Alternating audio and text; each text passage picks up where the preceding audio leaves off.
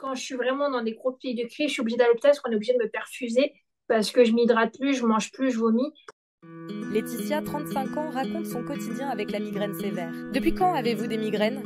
Je suis migraineuse depuis toute petite, depuis mon enfance, où j'ai eu des périodes très fortes avec des périodes de calme. Et là, une recrudescence depuis moins d'un an, là, où c'est tous les jours, plusieurs fois par semaine. On m'a diagnostiqué migraineuse sévère. Quels sont les déclencheurs? Je pense que c'est les facteurs climatiques, peut-être la fatigue et le stress. Quels sont les Les symptômes? plus grosses crises que j'ai, c'est celles qui vont commencer en effet de casque, où ça va partir à peu près vers les cervicales et ça va me prendre toute la tête. En même temps, j'ai l'impression qu'on me serre vraiment toute la tête d'un coup. Et j'ai comme des espèces de battements de cœur. Et là, je commence à avoir des troubles de la vision. Donc, je peux plus supporter la luminosité, je peux plus supporter l'odeur, le bruit. J'arrive plus à parler avec des nausées.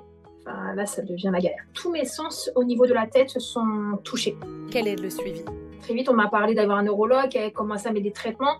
Les traitements ont fonctionné un temps et je pense que le corps s'habitue. Et après, on m'a fait faire un dossier MDPH. Et aujourd'hui, j'ai une RQTH à vie. Ça me permet que si demain, vraiment, un employeur, si je ne suis pas forcément au travail parce que je suis malade et que je suis en pic de crise comme je l'ai été pendant ces derniers mois, parce que j'ai été en arrêt pendant 4 mois à cause des migraines, ça me permet que, en fait, clairement, l'employeur, il réfléchit à 2 fois avant de peut-être me mettre à la porte. Ça peut aussi, j'avais besoin d'un aménagement, genre avoir des bouteilles d'oxygène au travail, ça peut m'apporter cet avantage-là. Comment ça se passe au travail? Je travaille dans un open space de secrétariat et d'accueil et je m'occupe des transports de la région. Donc j'ai tout le temps du monde autour de moi. Ça fait beaucoup de résonance. Donc oui, il y a des moments où tout à l'heure, ça m'a déclenché au travail une migraine aussi parce que trop de bruit, la fatigue, la chaleur, parce que je suis sous une verrière aussi. Comment gérez-vous les crises? Alors moi, j'ai des solutions toutes simples.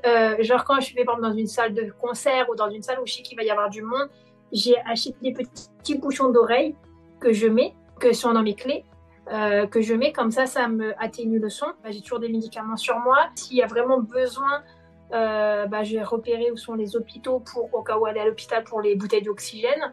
Et à la maison, j'ai une chambre totalement mise à disposition pour moi pour me mettre dans ma bulle quand j'ai vraiment très mal. Quand je suis vraiment dans des gros pics de crise, je suis obligée d'aller à l'hôpital parce qu'on est obligé de me perfuser parce que je m'hydrate plus, je mange plus, je vomis. Du coup, il paraît que boire de l'eau peut soulager, mais je pense que quand moi j'ai tellement mal que rien ne passe. J'essaye en amont de bien m'hydrater ou après la crise de bien m'hydrater pour, on va dire, calmer les choses comme on peut. Quelle est la fréquence des crises? En général, ça va bien durer plusieurs heures, entre 3 à 4 heures. Si c'est des grosses périodes de crise, je vais en faire plusieurs dans la journée ou dans la période.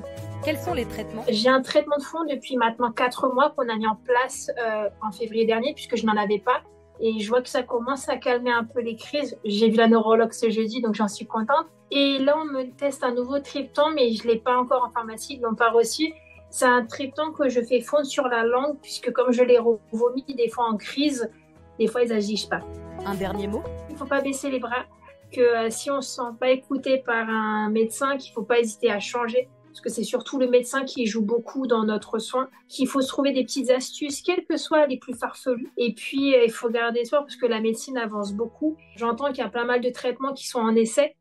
Donc, je pense qu'un jour, ils trouveront vraiment la cause des migraines et le bon traitement. Et puis, il y a des applications, il y a énormément d'aide sur les réseaux sociaux entre migraineux et pas baisser les bras, évidemment.